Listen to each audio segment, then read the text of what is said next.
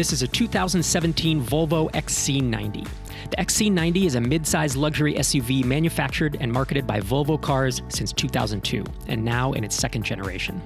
Both generations of the XC90 have won Motor Trend's SUV of the Year award in their debuts. This particular vehicle is rarely washed and comes fully loaded with cups, books, papers, and other items long since abandoned by my children. The XC90 has 3 rows of seats, perfect for carrying a lot of gear, a lot of kids, or both. The tachometer goes to 8,000 RPM, and the in-dash computer never fails to play the best grunge tunes of the 90s. Welcome to our remote edition of MicroConf Remote. We're not live on set, but we're actually driving around. It's startup founders in cars getting coffee. We're truly remote. Am I going to get coffee out of this? No, it was just an expression. Sorry. That's like such false advertising. I thought you were actually just inviting me for coffee. So I rented this Maserati here. This is your Volvo. So we could drive around Paris. Yeah, no, this is great. Thanks so much for joining me for a few minutes to chat about founder origin stories. Can I get like a rain check on the coffee? Rain check on the coffie, rain check on driving around Paris. In a Maserati? You made big promises. This is amazing. And the entire MicroConf community now has my back on this. I hope, can we editor, can we cut that part out? So this is my lovely wife, Dr. Sherry Walling, and she is the founder of ZenFounder. She's host of the ZenFounder podcast. And she and I co-founded our family and co-wrote a book called The Entrepreneur's Guide to Keeping Your Shit Together. And what we're going to talk about today is actually a piece about founder origin stories that made it into, it really is the second chapter of the book. Understanding where you come from to optimize where you're going. And I think to set the stage, as a clinical psychologist, someone who works with founders, high-performing executives, CEOs, how does someone's story or their origin impact how they operate day to day and how they run companies? And I think the real question is, like, why should a founder listening to this care about how they were brought up, about how they were raised, about their family system? Yeah, I have a lot of conversations about this actually. And I think because most of us who are entrepreneurs are so either future-oriented or very present-oriented. We kind of live in the moment, we're planning for the future, we're building something, working towards something. It can be easy for us to overlook the importance of reflecting back on our past. But a lot of the science that's coming out really in the last 10 or 15 years really speaks to the importance of understanding how your early life narrative might shape things as simple as your relationships, your capacity for trust, or even the way that your body responds to stress. The Adverse Childhood Experiences study was a really, really large scale study conducted in the US that looked at like health data for something like 17,000 people and found really, really strong relationships between early life adversity and things like depression, suicidality, things that you would expect, but also things like heart disease, number of types of cancer, diabetes, obesity, things like that. So I guess maybe a long-winded way of saying it is that your past matters a tremendous amount to your relationship to your body and to the way that you solve problems, the way that you manage stress, the way that you really respond to the life that you're living right now. Yeah, and I think that certainly holds true for me. I know that the way I was brought up and the way that I was taught to deal with conflict or adversity or manage anger or all that or anxiety is something that I have to manage on a day-to-day basis, right, as a founder. Yeah, and it's even more maybe nuanced than what you were taught or what you observed. Mm-hmm. It's really what got encoded into your body and the way that your DNA responded to the kinds of environment that you were exposed to as a kiddo. Right. And so, as part of the ZenFounder podcast, which is what, on episode, is it 250 or something at this point? More than that. 254, 255, something like that. You did a series of interviews for that where you talked to actually multiple rounds of interviews over the course of a couple years. It was kind of my summer project. Yeah. So over the course of the year, we would put out new episodes during the year, and then over the summer, I would sort of do a bunch of interviews at once and then have them ready to release throughout the summer. That they were all founder origin stories. So I did a really deep dive into lots of MicroConf speakers, actually. Sally Efty, Patrick McKenzie, Jason Cohen, lots of folks that we know well in the community. And Heaton Shaw, Ruben Gomez. Yeah, they became really interesting conversations to just say, hey, tell me how you grew up. Like, what were your first experiences of entrepreneurship? What shaped you and what made it hard for you to get to where you are now? Yeah, and as part of that, you pulled out 4 patterns or 4 kind of commonalities that a lot of the founders shared, these ambitious, high-achieving founders who had achieved success. And I'd love to run through those now. And in addition, I think one of the, perhaps even the more interesting part, is you then pulled out these 4 archetypes, these founder archetypes, or would you call them founder archetypes? Sure. Yeah, and it's they're pretty cool. Like to tease them, it's like the golden child, the loner, the pleaser, the survivor. And so I'd love to dig into those in just a second, because you have some kind of risks or like pros and cons, and how to, if you find that you resonate with this, like this is probably how you operate, and ways to kind of optimize, who you are and how to get the most out of things, right? Yeah, I think one of the things that I really wanted to drive home in the course of doing these interviews, and I didn't have to make the point, the interviews made the point themselves, is there are lots of ways to become an entrepreneur. It's not like you have to have a certain kind of background or a certain type of life experience that makes you successful or not successful. And so by looking at the interviews kind of thematically and pulling out different archetypes, I think it really helped me to see how people can be successful and then also have shadow sides or have risk factors, have downsides to really whatever kind of upbringing they experienced. Cool. So what were before we get into the archetypes, what were those 4 patterns or commonalities that you found across a lot of the successful founders that you interviewed for this Founder Origin series? Yeah, I found that of the folks that I interviewed, almost all of them had some kind of early life adversity. The death of a parent, a big transition, a big move, maybe right when they're going into junior high, some really big shift, a parent with cancer, the loss of a sibling. A parent with mental illness. A parent with mental illness, a parent with substance abuse. So these are the things that might show up in that adverse childhood experiences study that I mentioned earlier, things that really disrupt the trajectory of your childhood. But in the case of these founders, the key thing that we know really from the field of psychological research, which really bore out in my conversations with entrepreneurs, is that high adversity was accompanied by a high level of support. So there was someone in that kid's life who, maybe it was a teacher, maybe it was a parent, an uncle, an aunt, someone who saw something and just encouraged and supported and helped make kind of a safe place for that young person to continue to develop. So high adversity, we tend to be okay. We can tend to be resilient if we have a helpful, supportive adult around. So that's what I found in a lot of the interviews, was that trend.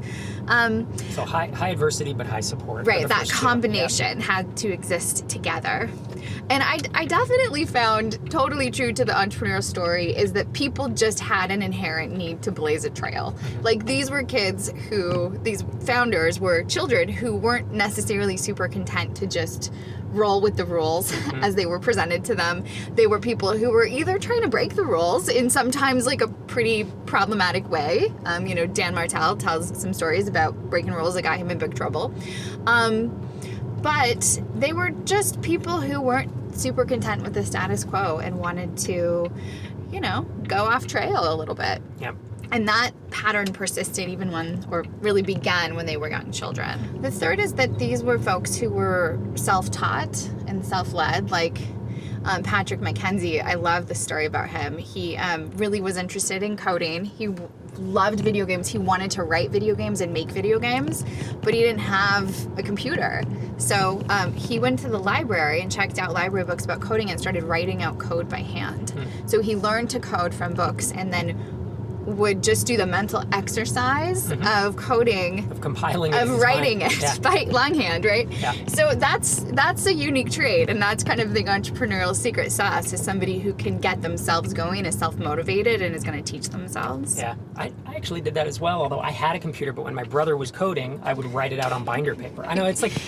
when's my turn? When's my turn? It was like time sharing, but when I didn't know what that meant. So that was the third. What's the fourth? The last one, and this one, oh man, was so important for me to reflect on as a parent. Yeah. The last one is time.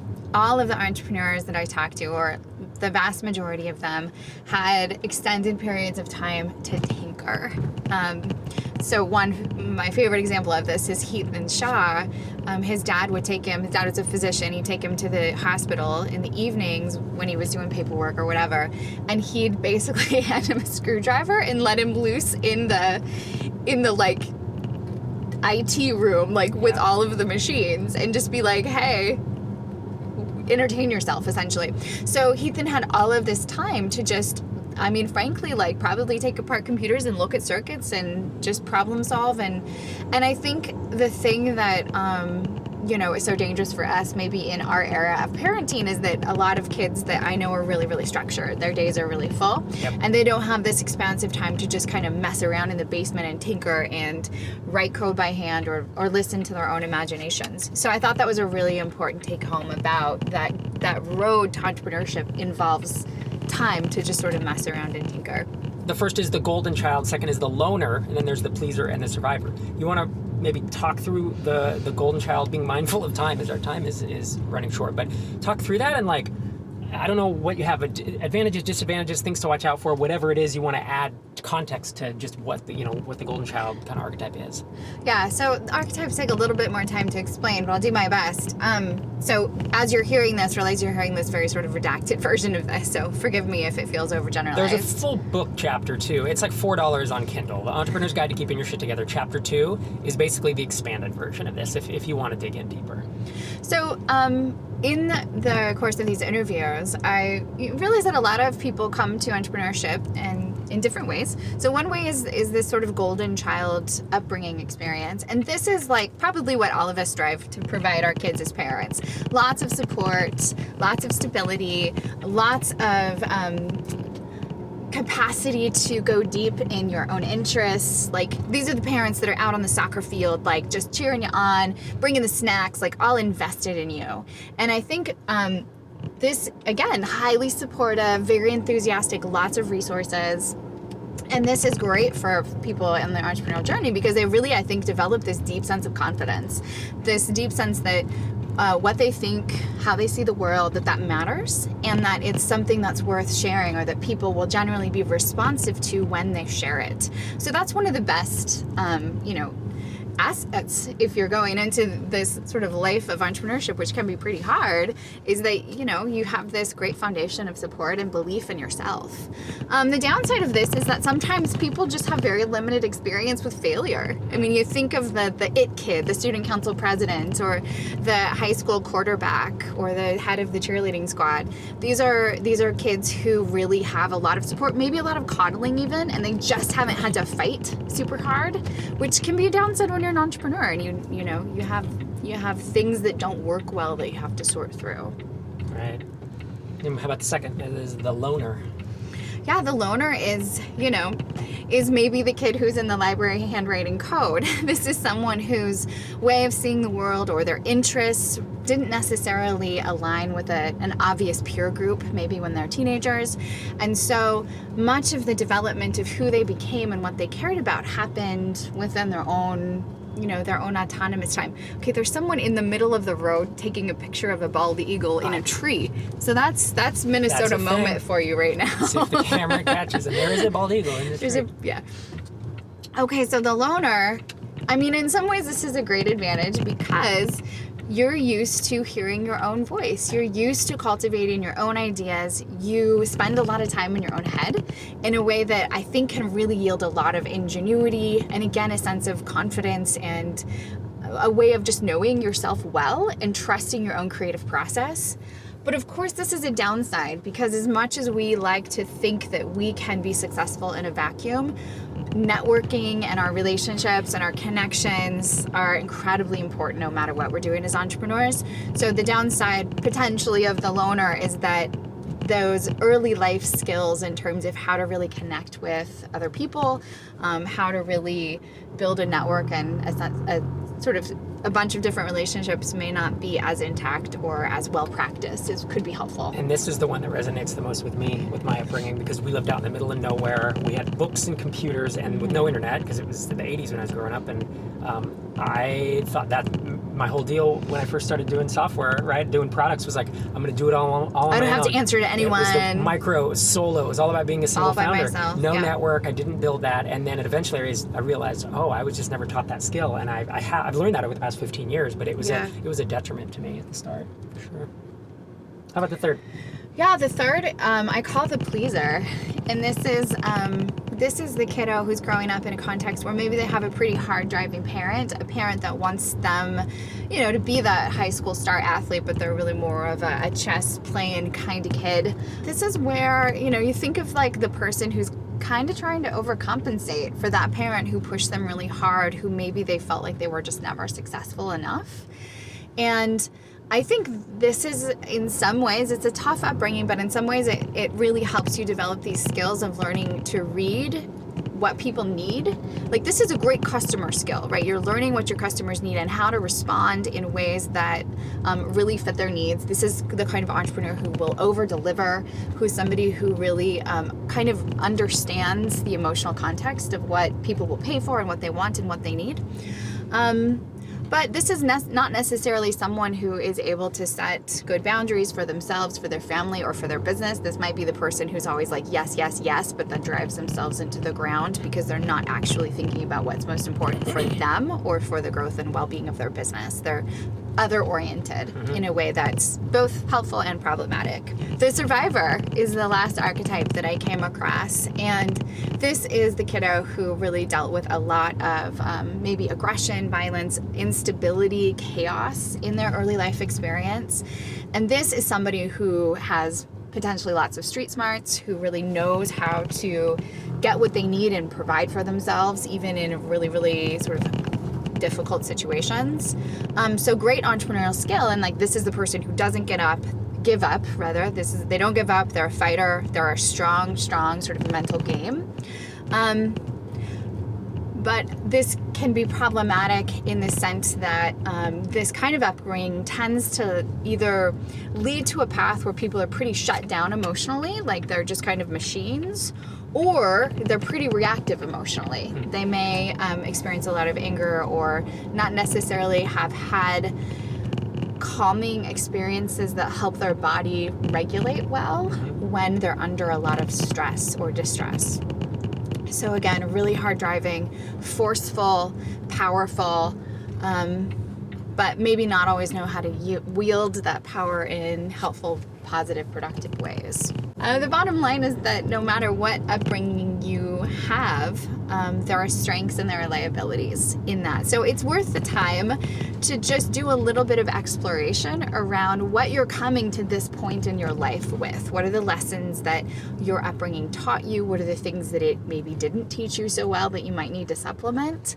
And we give some more tips and tricks and strategies in the book if you're needing to just fill out your early life experience with some counterbalancing growth. Yeah, I mean, one of the biggest pivot points or changing points for me as an entrepreneur are when I started realizing my weaknesses and really honed in on my upbringing, but it was both my strengths and my weaknesses and how I handle stress and how I handle certain situations. That was a big point of growth. Again, probably about 15 years ago is when that started, and really culminated maybe about 10 years ago, where I was like, okay. You just finished growing at that point? No, but I finished, I knew a lot more about myself, like it was a dramatic, increase. So, thanks. I'm giving you a hard time, but I do think it's helpful to realize that this kind of growth process is ongoing. Like you do some of the growth, you do some early childhood stuff, and then there are times when you have to revisit it because your perspective on it changes as you grow, as your kids grow, as different factors around you change. Sure. Thank you so much, Dr. Walling, for joining us today. You owe me a coffee. Owe you a coffee and a Maserati, it sounds like. She is at ZenFounder on Twitter, and you host the ZenFounder podcast if folks want to keep up with you. All right. Thanks. Have a great MicroConf, y'all. Thanks so much for joining us. Founders in Cars, Not Getting Coffee. I enjoyed that. If you're interested in the book we kept mentioning, it's called The Entrepreneur's Guide to Keeping Your Shit Together, and chapter 2 of this book is, in essence, an expanded version of the conversation that you just heard.